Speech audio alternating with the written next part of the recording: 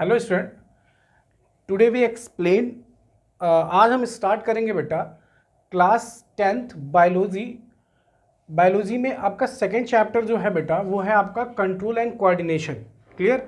अभी इससे पहले जो हमने स्टार्ट किया था वो था केमिस्ट्री, आपका एसिड बेस एंड सॉल्ट। उसमें एक लेक्चर हुआ है और काफ़ी लोगों ने उसमें सपोर्ट किया है, उसको देखा है, अच्छे से समझा है। काफ़ी लोगों का मैसेज भी, कमेंट भी आया है। फर्स्ट ऑफ ऑल उनको थैंक यू बेटा, आप लोगों ने कमेंट्स किया, उस पर बताया कि हाँ समझ में आया। इसका नेक्स्ट लेक्चर भी अपलोड किया जाए, तो इस सारे प्यार के लिए बहुत बहुत शुक्रिया आप लोगों को। जल्दी ही उसका नेक्स्ट लेक्चर आपको मिलेगा एसिड बेस एंड सॉल्ट का। और अच्छे से अपना नोट्स प्रिपेयर करिए बेटा, एक कॉम्पिटेटिव लेवल पे सब कुछ प्रिपेयर करिए। ठीक, आज हम first lecture biology class 10th, clear, इसको स्टार्ट कर रहे हैं। क्लास 10th में बायोलॉजी जो है आपका उसमें जो चैप्टर्स हैं आपके, फर्स्ट आपका है लाइफ प्रोसेस, क्लियर। सेकंड जो आपका है बेटा कंट्रोल कोऑर्डिनेशन। थर्ड है आपका हाउ डू ऑर्गेनिज्म रिप्रोड्यूस।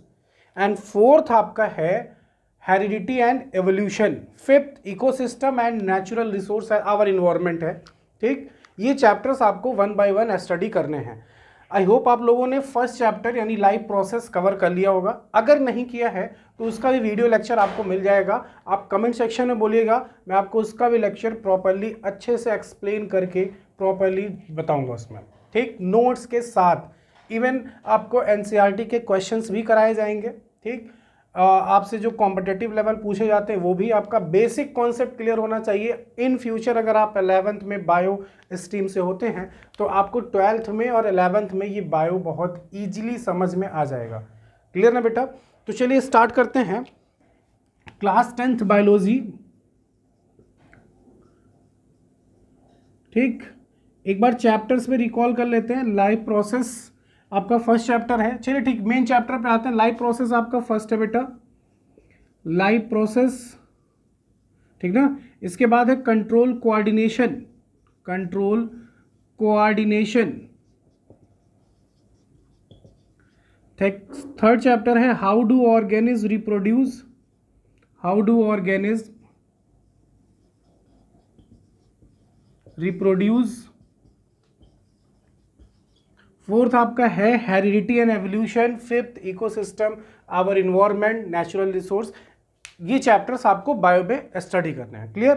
तो चलिए स्टार्ट करते हैं। फर्स्ट आपका control and coordination, clear. Second chapter है बेटा, बहुत अच्छे से समझिएगा, कहीं पे आपको कोई प्रॉब्लम नहीं आएगी।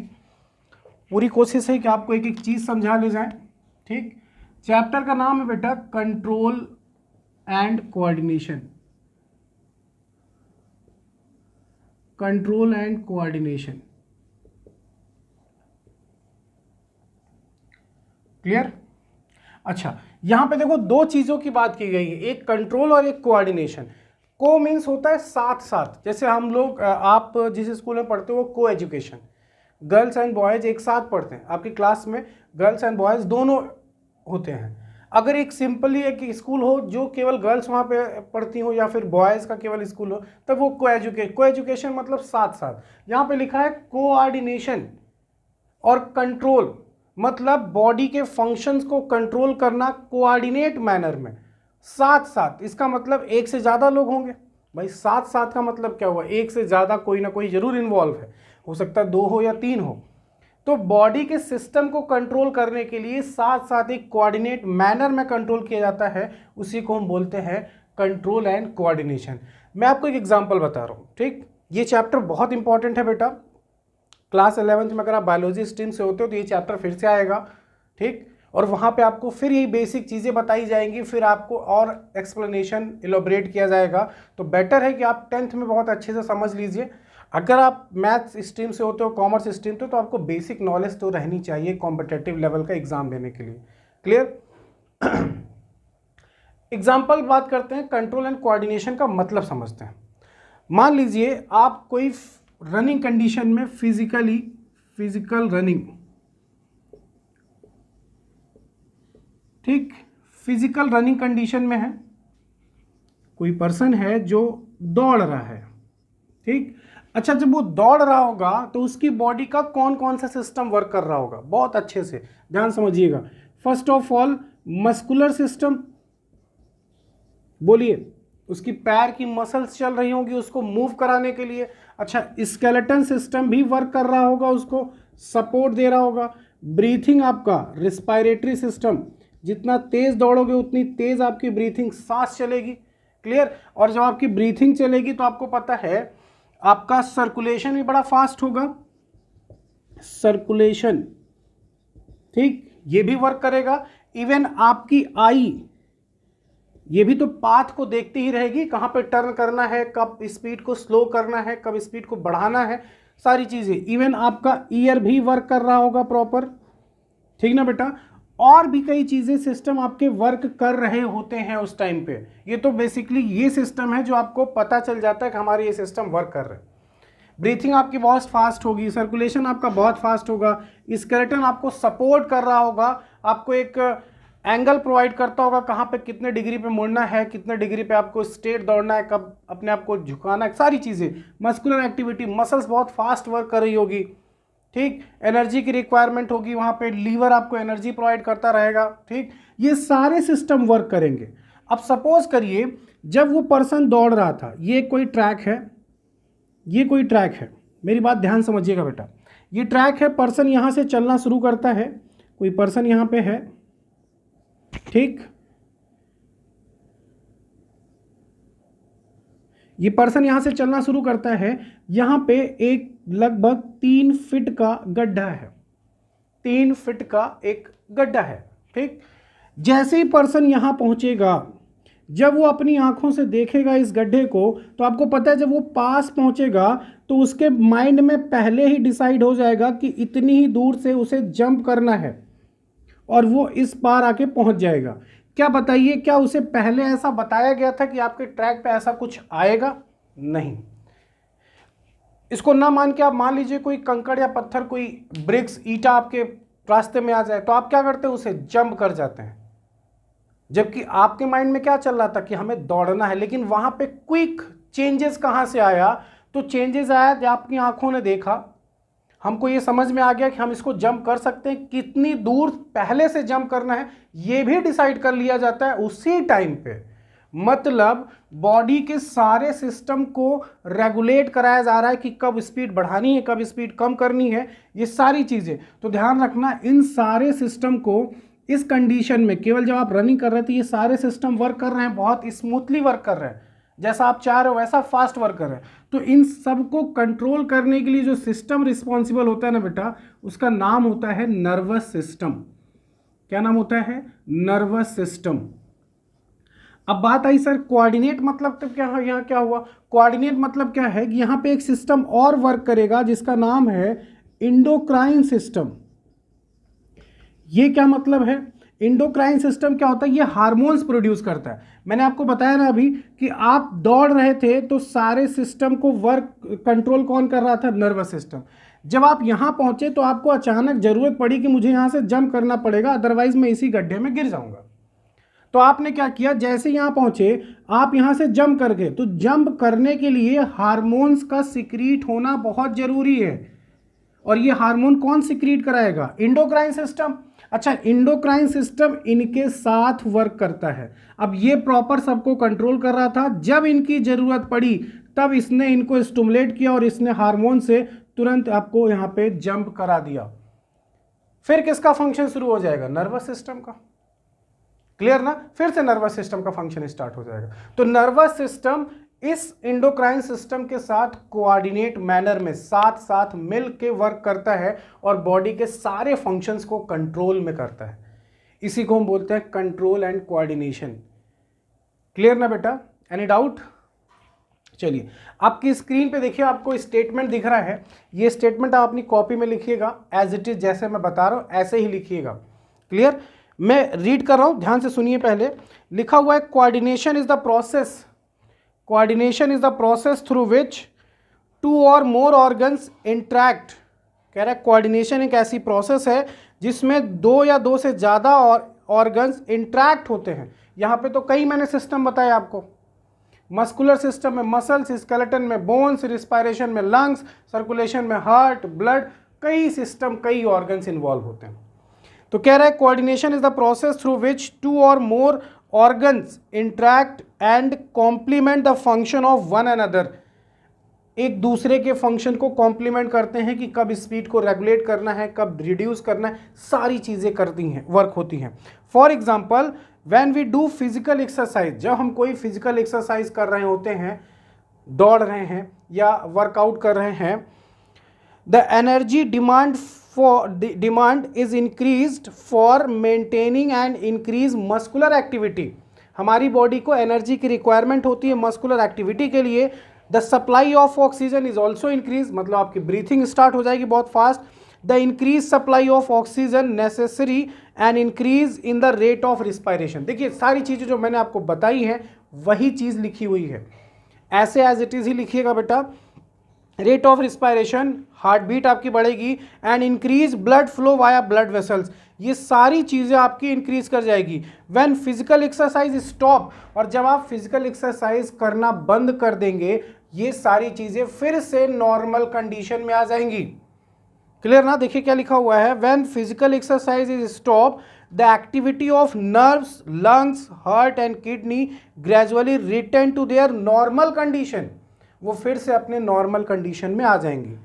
लास्ट लाइन सुनिए, लास्ट लाइन क्या लिखा है, लास्ट लाइन ध्यान से सुनिएगा।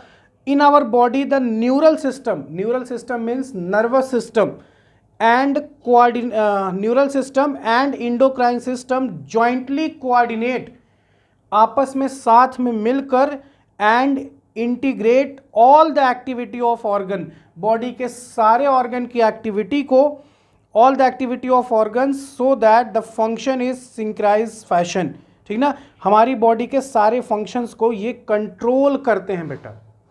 क्लियर ना? ये है इसका मतलब। आई होप आपको समझ में आ गया होगा।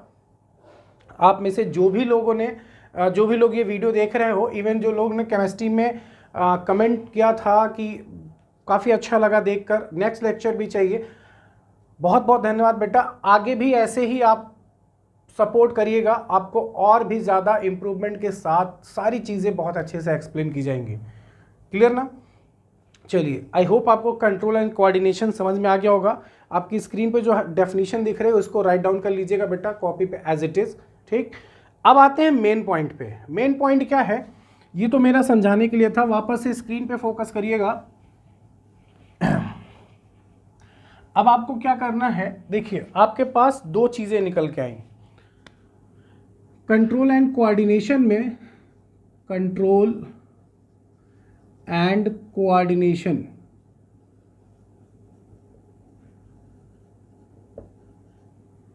Control and coordination. Next time जो लोगों ने सपोर्ट किया है, प्रॉपर नोट्स बनाए हैं, मैं उनका नाम भी नेक्स्ट लेक्चर में एक्सप्लेन बोलूँगा, उनके लिए काफ़ी थैंक्स है बेटा, बहुत बहुत धन्यवाद आपका। कंट्रोल एंड कोऑर्डिनेशन में दो सिस्टम आपको मिले, एक तो नर्वस सिस्टम और एक कौन सा मिला बेटा, इंडोक्राइन सिस्टम, ठीक। उस डेफिनेशन के नीचे एज इट इज ऐसे ही बनाइएगा आप, ठीक ना। तो नर्वस सिस्टम और इंडोक्राइन सिस्टम, इस चैप्टर में हमको दो चीज़ें ये बेसिकली अच्छे से पढ़नी है, ठीक। Nervous system in humans, nervous system in plant. Plant में नर्वस सिस्टम बेसिकली नहीं होता है, तो हमें प्लांट्स का नर्वस सिस्टम नहीं पढ़ना है। अगर हम बात करें इंडोक्राइन सिस्टम, तो endocrine system in human and in plant, तो प्लांट में हमें हार्मोन्स पढ़ने हैं, ठीक। इंडोक्राइन सिस्टम में हार्मोन से रिलेटेड चीज़ें स्टडी करते हैं। तो यहाँ पे हार्मोन्स ह्यूमन में कौन कौन से होते हैं, कहाँ से सिक्रीट होते हैं, क्या फंक्शन होते हैं, सारी चीज़ें वन बाय वन पढ़ेंगे। इवन प्लांट्स में हार्मोन भी हमें पढ़ना है। रही बात नर्वस सिस्टम, तो नर्वस सिस्टम केवल हमें ह्यूमंस का पढ़ना है, प्लांट्स में नर्वस सिस्टम नहीं होता है। क्लियर? चलिए, हम जो पहले स्टार्ट करेंगे, हम पहले पढ़ेंगे इंडोक्राइन सिस्टम। आपको एक इंटरेस्टिंग चीज़ बताऊं, आपने 2008 आई थिंक 8 में दिसंबर में एक मूवी आई थी गजनी, उसमें आमिर खान ने एक रोल प्ले किया था। अमेरिका में एक पर्सन है, उसके सिर पे चोट लगती है, शॉर्ट टर्म मेमोरी लॉस।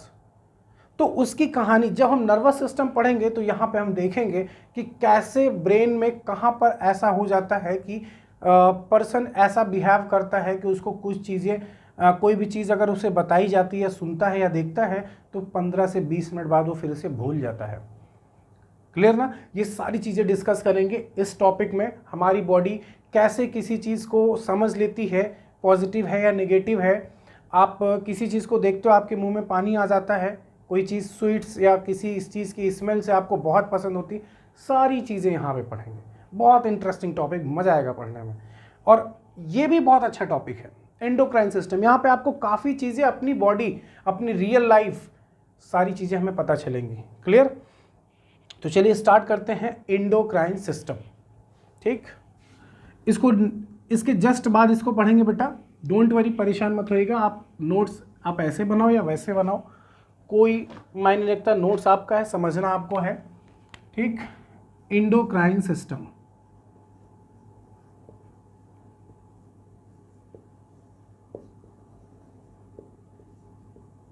चलिए, स्टडी ऑफ एंडोक्राइन सिस्टम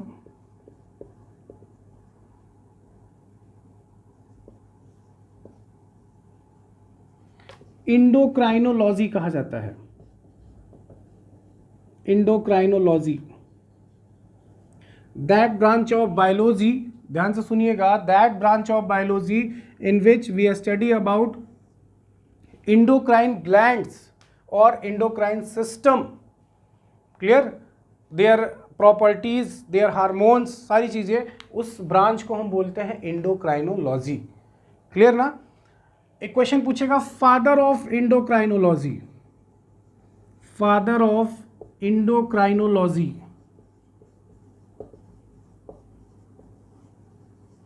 ये है बेटा थॉमस एडिशन। थॉमस एडिशन, ध्यान रखना, थॉमस एल्वा एडिशन नहीं, जो बल्ब की डिस्कवरी किए थे, ये बायोलॉजी में है Thomas Edison. Father of endocrinology इन्हें कहा जाता है। क्लियर? ये इंपॉर्टेंट पॉइंट्स है। देखो, बेसिक चीजें यही हैं जो हमें पता होनी चाहिए। अगर आप बायो स्ट्रीम से आगे चल के नहीं होते तो आपको कॉम्पिटेटिव लेवल पे ये क्वेश्चंस पूछे जाते हैं। ठीक ना? लार्जेस्ट एंडोक्राइन ग्लैंड, अभी मैं एक एक नंबर के क्वेश्चंस की बात कर रहा हूं। लार्जेस्ट एंडोक्राइन ग्लैंड हमारी बॉडी में कौन सी होती है? लार्जेस्ट एंडोक्राइन ग्लैंड होती है बेटा थायराइड। कौन सी होती है? Thyroid gland. ठीक ना? थायराइड ग्लैंड को लार्जेस्ट एंडोक्राइन ग्लैंड कहा जाता है। यहां तक कोई दिक्कत? किसी को कोई प्रॉब्लम, कोई परेशानी? ठीक, इसको नोट डाउन करिएगा, स्क्रीनशॉट ले लीजिएगा। आगे चलते हैं, आगे चलते हैं बेटा, देखते हैं। अच्छा, अब एक चीज यहां पे और क्लियर कर लो, अलग से नोट करके लिखना इसको। नोट, जब हम ग्लैंड पढ़ेंगे, ग्लैंड, ठीक, आपने याद करिए, जब आप 9th क्लास में आपने एक चैप्टर पढ़ा था टिश्यू। टिश्यू में आपने पढ़ा था प्लांट टिश्यू और एनिमल टिश्यू। इवन आपने एनिमल टिश्यू का क्लासिफिकेशन किया था। उस एनिमल टिश्यू के क्लासिफिकेशन में आपको जो पहला मिला था इपिथीलियल, याद आया कुछ? मैंने ही पढ़ाया था क्लास में, इपिथीलियल टिश्यू। और इपिथीलियल टिश्यू को जो आपने क्लासीफाई किया था, तो वहाँ आपको मिला था columnar epithelium, squamous epithelium, ciliated epithelium. कुछ याद आया बेटा? और फिर आपने कहा था कॉल्यूमिनर और क्यूबॉइडल, कुछ ऐसे प्लेस हैं बॉडी में, पॉइंट हैं, जहां पर वो सीलिया मॉडिफाई कर जाते हैं, सीलिया में मॉडिफाई हो जाते हैं, उसे बोलते हैं सिलिएटेड एपिथीलियम। और कुछ प्लेसेस ऐसे होते हैं जहां पे वो ग्लैंड्स में मॉडिफाई होते हैं, तब उसे बोलते हैं ग्लैंडुलर एपिथीलियम। याद आया कुछ?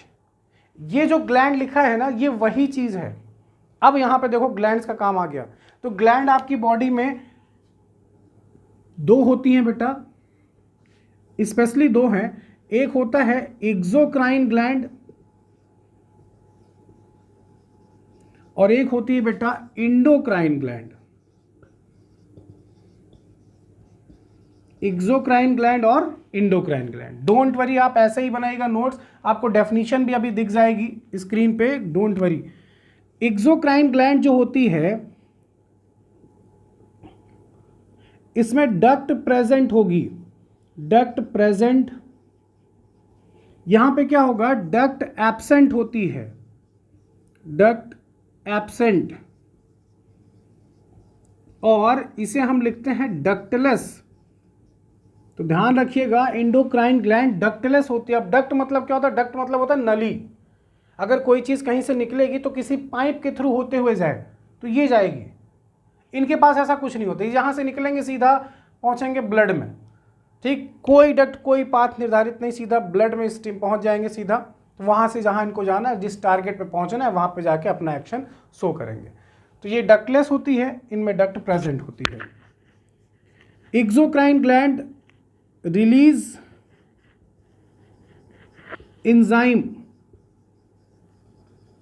जबकि एंडोक्राइन ग्लैंड सिक्रीट हॉर्मोन्स। ये हार्मोन सिक्रीट करती है, जबकि एक्सोक्राइन ग्लैंड क्या रिलीज करता है बेटा? एंजाइम।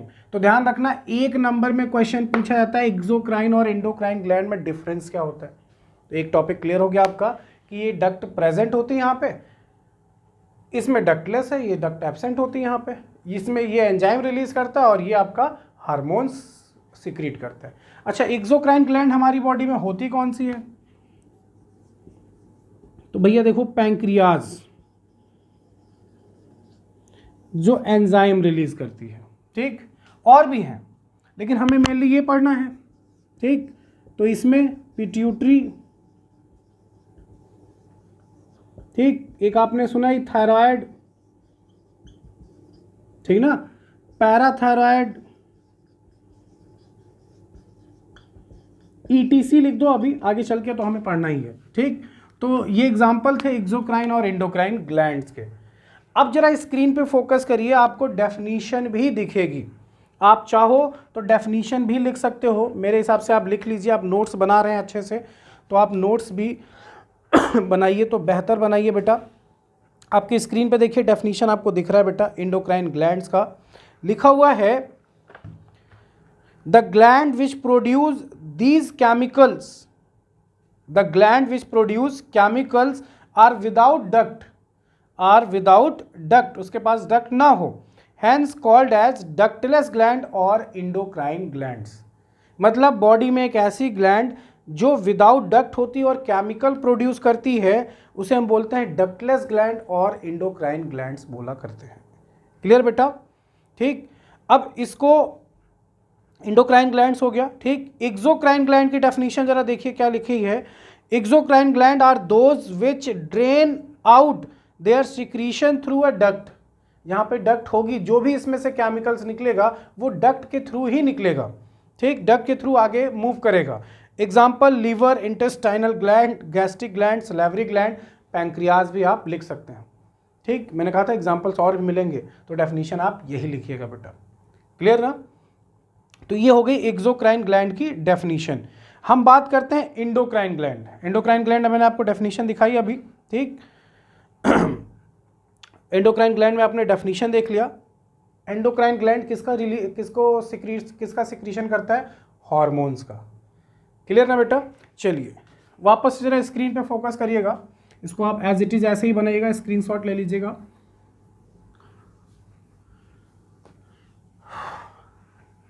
चलिए, लार्जेस्ट एंडोक्राइन ग्लैंड का नाम भी आपको बता दिया। बात करते हैं हार्मोन्स की। हार्मोन्स एक केमिकल सब्सटेंस होता है, इसे प्राइमरी मैसेंजर या केमिकल मैसेंजर भी कहा जाता है। ठीक, केमिकल मैसेंजर या प्राइमरी मैसेंजर भी कहते हैं। तो आपसे क्वेश्चन देखो, यहाँ पे दो इंपॉर्टेंट है। सबसे पहला हार्मोन किसने डिस्कवर किया? ठीक, अगर सबसे पहला हार्मोन डिस्कवर हुआ तो कौन सा हार्मोन था? दो क्वेश्चन। तीसरा, हार्मोन्स का मतलब क्या होता है? तो हार्मोन्स का मतलब होता है, ब्रैकेट में आप लिख लीजिएगा हेडिंग के आगे, हार्मोन्स मीन्स होता है एक्साइट। एक्साइट मतलब किसी चीज को स्टिमुलेट करना, बढ़ावा देना। क्लियर? तो सबसे पहला हार्मोन, फर्स्ट डिस्कवर्ड हार्मोन नाम है बेटा सिक्रीटिन। स्पेलिंग पे मत जाइएगा बेटा, हो सकता है मे बी। ठीक, डिस्कवर्ड बाय स्टारलिंग। ठीक, स्टारलिंग नाम के साइंटिस्ट ने इसे डिस्कवर किया था और सबसे पहला हार्मोन का नाम था सिक्रीटिन 1902 में। ठीक ना बेटा, 1902 में। अब देखिए आपकी स्क्रीन पर डेफिनेशन दिख रहा है हार्मोन्स के बारे में, लिखा हुआ है डेफिनेशन, लिखा हुआ है the substance secreted by endocrine glands are known as hormone. A gaseous substance या फिर लिख सकते हो chemical substance which is secreted by endocrine glands, ऐसे ही लिखिएगा। A chemical substance which is secreted by endocrine glands are known as hormones. ठीक, और हार्मोन सबसे पहला किसने डिस्कवर किया? स्टारलिंग ने किया था, और उस हार्मोन का नाम क्या था बेटा? सिक्रीटिन। क्लियर ना? अच्छा, अब आपकी देखिए जरा आपकी स्क्रीन पे आपको नेक्स्ट पॉइंट दिखेगा कि हार्मोन्स की प्रॉपर्टीज क्या होती है। मेरी बात ध्यान समझिएगा, लिखा हुआ है प्रॉपर्टीज ऑफ हार्मोन्स। तो पहला पॉइंट लिखा है the hormones have the following property. First, they have low molecular weight. मतलब अगर हार्मोन्स का, अगर पर्टिकुलर एक हार्मोन्स का फॉर्मूला निकाला जाए, केमिकल नेचर पता किया जाए, तो उसका जो मॉलिक्यूलर वेट होता है, मॉलिक्यूलर मास बहुत कम आता है। क्लियर? दूसरी properties, they are soluble in water and blood. तो आपको इसमें से 2 या 3 प्रॉपर्टीज ही याद रखनी है। क्लास 10th लेवल पे एक भी प्रॉपर्टीज आपसे पूछी नहीं जाएगी। क्लियर?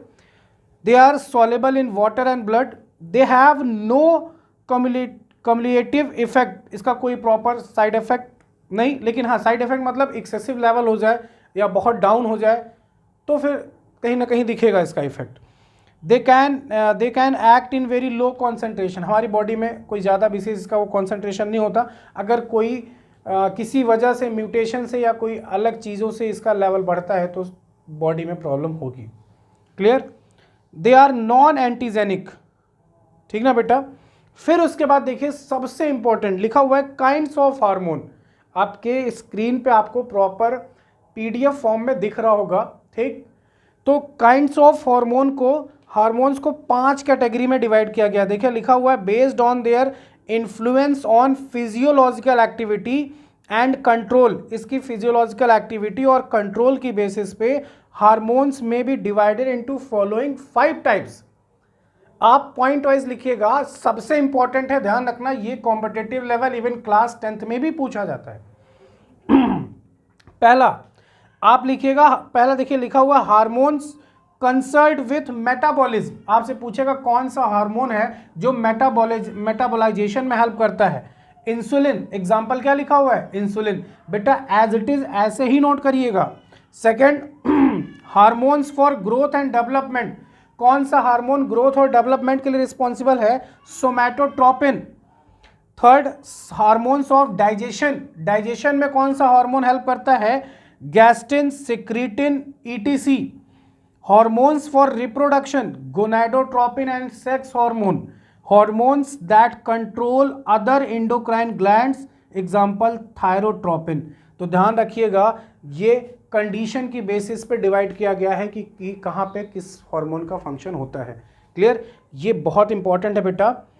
नेक्स्ट आपका है, और भी इंपॉर्टेंट है, वो भी यहाँ देखिए कैटेगराइज किया गया है। ठीक, इसको आपकी जो स्क्रीन पे आपको दिख रहा है बायोकेमिकल क्लासिफिकेशन ऑफ हार्मोन, ये हेडिंग है।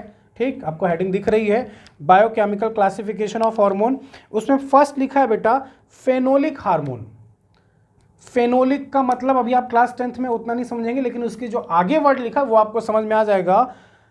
Are derived from amino acid. कौन सी अमीनो एसिड? टायरोसिन। ऐसा हार्मोन जो अमीनो एसिड टायरोसिन से बना होगा, मतलब उसमें इन्वॉल्व होगा, ये प्रेजेंट होगा टायरोसिन, उसी का डेराइव है। ठीक, तो एग्जाम्पल कौन सा है? Thyroxine, adrenaline and non adrenaline. आप एज इट इज ऐसे ही लिखिएगा, आगे चल के हम thyroxine hormone, adrenaline hormone, non adrenaline hormone पढ़ना है हमको, क्लास 10th में है। क्लियर ना? ये सारी चीज़ें हमें पढ़नी है। तो ध्यान रखना फेनोलिक हार्मोन कौन से हार्मोन होते हैं? Derived from amino acid. कौन से अमीनो एसिड? टायरोसिन। एग्जाम्पल कौन सा होगा बेटा? Thyroxine hormone, adrenaline hormone, non adrenaline hormone. Second कौन सा है? प्रोटीनीसियस हार्मोन। ऐसा हार्मोन जो प्रोटीन से मतलब बना हो, और पॉलीपेप्टाइड, एग्जाम्पल ऑक्सीटोसिन, ये भी हमें पढ़ना है।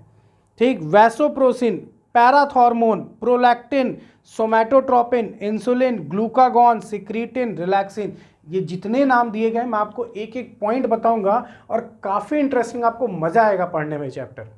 क्लियर? पहले आप इसको एज इट इज लिखिएगा, प्रोटीनियस हार्मोन और पॉलीपेप्टाइड हार्मोन। थर्ड आपका है ग्लाइकोप्रोटीनियस हार्मोन, एग्जाम्पल दिया है थायरोट्रोपिन, ठीक। फॉलिकल स्टिमुलेटिंग हार्मोन, इसे शॉर्ट फॉर्म में FSH कहते हैं।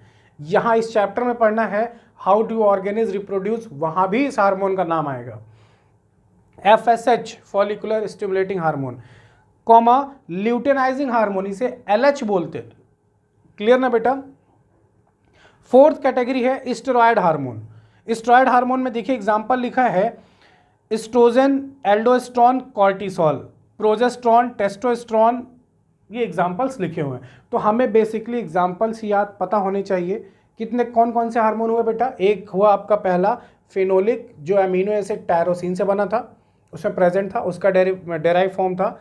दूसरा प्रोटीनियस, तीसरा ग्लाइकोप्रोटीनियस, फोर्थ स्टेरॉयड हार्मोन। क्लियर ना? बहुत आसान सा है। दो एग्जाम्पल, मैं नहीं कह रहा हूँ जितने एग्जाम्पल आपने लिखे सारे लर्न करिए, 2 एग्जाम्पल। क्लियर ना? 2 एग्जाम्पल। और उससे पहले जो आपने कैटेगरी 5 कैटेगरी में डिवाइड किया था, 5 कैटेगरी में मेटाबॉलिज्म में, ग्रोथ एंड डेवलपमेंट में, डाइजेशन में, रिप्रोडक्शन में and control other endocrine glands में कौन से हार्मोन वर्क करते हैं, एक एक एग्जाम्पल लर्न करिए। क्लियर बेटा? कमेंट सेक्शन में जरूर बताइएगा आपको लेक्चर कैसा लगा। अच्छा लगेगा तो लाइक एंड सब्सक्राइब करिएगा, शेयर करिएगा, अदरवाइज आप डिसलाइक भी कर सकते हो, मुझे कोई प्रॉब्लम नहीं है। क्लियर है बेटा? और अगर आपका कमेंट्स पॉजिटिव होता है तो मुझे अप्रिसिएशन मिलेगा, मैं और अच्छे से अपनी जो क्वालिटी है उसको और आपको सारी इन्फॉर्मेशन पहुंचाऊंगा आप तक, ठीक, और अच्छे से एक्सप्लेन करूंगा।